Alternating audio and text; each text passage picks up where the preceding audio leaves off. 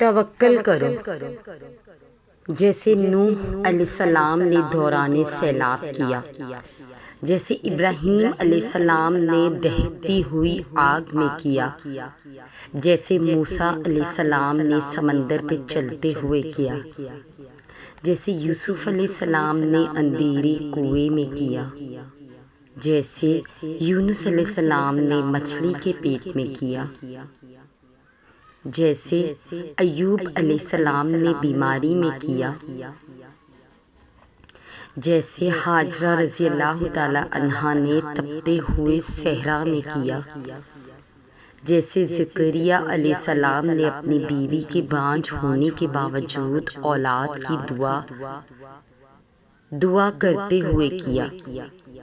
بس یقین رکھو، اندھا یقین، پھر دیکھو کیسے مقدر بدلتے ہیں، کیسے آزمائشوں کے پہاڑ زیرہ زیرہ ہوتے ہیں، کیسے معجزوں کے دروازے کھلتے ہیں، کیونکہ وہی ہمیں دیتا ہے، ہم اس سے نہیں، کیونکہ اللہ سب سے بڑا ہے۔ عطاؤں کی روانی ہماری رک جائے گی، اس کی نہیں۔ توکل نہ کرنے سے وہ ہمیں دینے سے اپنا ہاتھ روک دے گا، مگر اس کی عطاؤں کی روانی میں ذرہ برابر بھی کوئی فرق نہیں پڑے گا۔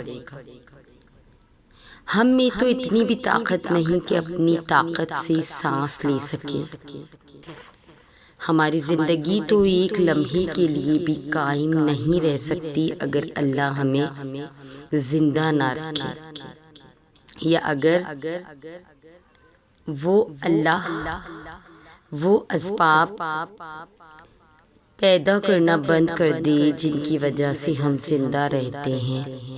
ہم تو اتنے کمزور ہیں، یہ عبادتیں، یہ بندگی اللہ کے لیے نہیں ہے، یہ ہمارے لیے ہے۔ اگر ہم اللہ پر توکل کریں گے تو یہ ہماری بہتری کے لیے ہوگا، ہم اگر یہ نہیں کریں گے تو اس سے ہمارا سب کچھ بگڑ جائے گا۔ اللہ کا کچھ نہیں بگڑنا، اس اللہ کا بھی آج تک بھلا کوئی کچھ بگاڑ سکا ہے؟ آپ اللہ کی عبادت نہیں کریں گے تو آپ کی عطاؤں میں کمی ہو جائے گی، اللہ کی عبادتوں میں نہیں ہوگی۔ اللہ کو بھی بھلا کسی چیز کی کمی ہوئی ہے؟ نہیں، اسے کمی نہیں ہوتی۔ عبادتیں آپ کی پہچان بناتی ہیں۔ اللہ کو تو سب پہچانتے ہیں، اس کی پہچان پہلے سے ہی مکمل ہے، اسی لیے اسے اپنی پہچان بنانے کی ضرورت نہیں ہے، آپ کو ہے۔ آپ اس کی بندگی کریں گے تو ہی تو آپ کسی نام سے کہلائے جائیں گے، تو ہی تو آپ اس کے بندے کے نام سے روز محشر پکارے جائیں گے۔ فائدہ آپ کو اس کی عبادت کرنے سے ہے، اسے آپ کی عبادت اور بندگی کرنے سے نہیں۔ وہ اللہ تو غنی ہے، اللہ کے پاس تو اتنی خزانے ہیں کہ اگر کائنات کی ہر شے کو وہ اپنی نعمتوں سے ڈبائے تب بھی اس کے خزانوں میں رتی برابر کی بھی کمی نہ آئے گی۔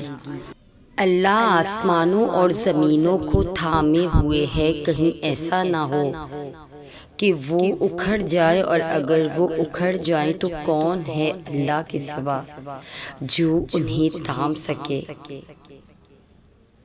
آپ یہاں اپنے بلبوتے پر نہیں رہ رہے بلکہ اللہ کی مدد سے رہ رہے ہیں، اور اگر اللہ کا ایک حکم ہو تو آپ کا وجود زیرہ زیرہ ہو جائے گا۔ آخری لمحے میں مدین والے مان گئے۔ آخری لمحے میں تو سبھی مان جاتے ہیں۔ وقت آخر فرعون بھی مان گیا تھا، آخری لمحے قوم لوط بھی معافی مانگنے لگی تھی، اور وہ جن کے چہرے مسخ کر کے بندر بنا دیے گئے تھے، اگلے دن وہ بھی راز راز آنسو بہانے لگے تھے۔ اصحاب ایکا جب جہنم کا دروازہ اپنی بستی پر کھلنے سے جلسے تو بلکنے لگے تھے، لیکن تب مہلت ختم ہو چکی تھی آخری سانس پر۔ تو سب مان جاتے ہیں کہ تختہ الٹ جاتا ہے تو بڑے سے بڑا مجرم بھی گڑ گڑانے تڑپنے لگتا ہے، لیکن اس وقت ان پر غیب کے راز منکشف ہو چکے ہوتے ہیں، دورانیہ پورا ہو چکا ہوتا ہے۔ پھر کوئی کیسی بھی مظلوم بننے کی کوشش کرے، معافی نہیں ملتی۔ توبہ کا بھی ایک وقت ہے، ایک معیار ہے۔ جب کوئی اپنی خوشی سے رجوع نہیں کرتا تو پھر زبردستی پکڑ کر لائے جانے پر کیسے اس کی بات کا یقین کیا جائے؟ کوئی طالب علم سارا سال آوارہ گردیوں کے بعد امتحان کے وقت جھوٹی بیماری کا بہانہ بنا کر یوں ہی پاس آؤٹ ہونا چاہے، اگر تم انصاف پر ہو تو اسے پاس کر دو گے؟ نہیں تو پھر بتاؤ، کیا تم رب سے ناانصافی کی توقع رکھتے ہو؟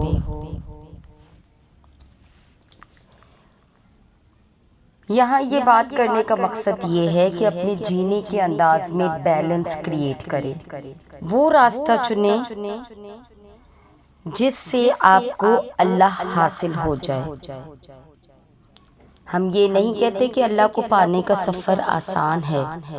اللہ کو پانے کا سفر آسان ہوتا تو یعقوب علیہ السلام کی آنکھوں کی روشنی نہ جاتی، بلکہ ایمان کمزور پڑ جاتا۔ کوئی بات نہیں، قدم لڑکھڑا جاتے ہیں، کوئی بات نہیں، دل گھبرا جاتا ہے، کوئی بات نہیں، رونا بھی آتا ہے، مگر کوئی بات نہیں۔ مگر اس سب کی بعد بھی تمہارا بھروسہ نہیں ٹوٹنا چاہیے۔ چلتے چلتے تھک بھی گئے ہو تو قدم رکھنی نہیں چاہیے، روتے بھی ہو تو شکوہ نہیں کرنا چاہیے، اور یہیں پہ اللہ کو اس کے پیارے بندے ملتے ہیں، وہ جو سفر کرتے رہتے ہیں، وہ جو گڑ گڑا کر بھی بھٹکتے نہیں، اور یہی یقین تمہیں اللہ کا بنا دیتی ہے، کیونکہ اللہ کو تو بس تمہارا یقین دیکھنا ہوتا ہے، تو بس اپنا سر جھکائے اور پست ہو جائے۔